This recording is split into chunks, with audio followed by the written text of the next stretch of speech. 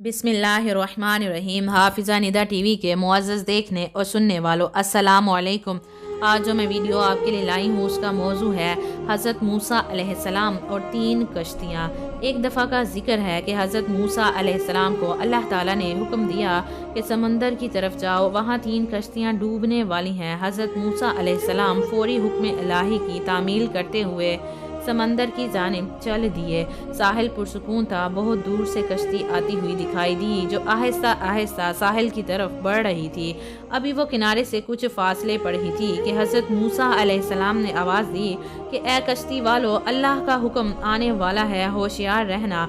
उन्होंने जवाब दिया कि आप जानते हैं कि अल्लाह के हुक्म को कोई नहीं टाल सकता। हम तो उसके बंदे हैं जो हुक्म इलाही के पाबंद हैं। कश्ती वाले अभी ये बात कह ही रहे थे कि अचानक एक मौज उठी और कश्ती डूबने लगी।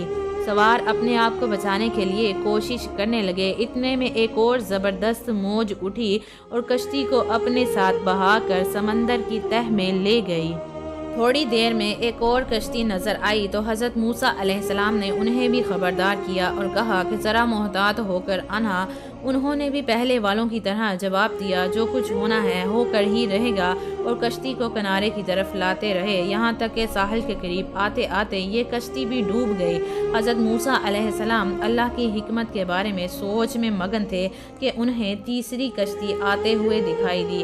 आप अलैहिस्सलाम हस्बे साबिक उन कश्ती वालों को भी बताते रहे कि देखो, अल्लाह का हुक्म आने वाला है, ऐसे गुनाहों की माफ़ी मांगते हुए ज़रा मोहतात होकर आओ। उन्होंने जवाब दिया कि ए अल्लाह के नबी, जिस तरह आप सच्चे हैं उसी तरह अल्लाह का हुक्म भी अटल है, उसे कोई नहीं बदल सकता।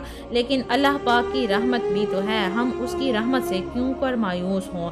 लिहाजा हम अल्लाह की रहमत पर भरोसा करके आ रहे हैं। वो अपनी रहमत के सदक़े हमें ज़रूर अमन और सलामती के साथ किनारे पर पहुँचा देगा। कश्ती वालों का जवाब सुनकर हज़रत मूसा अलैहिस्सलाम खामोश हो गए। जब कश्ती बाहिफाजत किनारे आ लगी तो हज़रत मूसा अलैहिस्सलाम सोचने लगे कि अल्लाह ने तो 3 कश्तियाँ डूबने का फरमाया था, 2 तो डूब गईं, लेकिन तीसरी सलामती के साथ किनारे पर आ लगी है, ये कैसे बच गई। इरशाद बारी ताला हुआ कि ए मूसा, क्या आपने सुना नहीं कि तीसरी कश्ती वालों ने क्या कहा।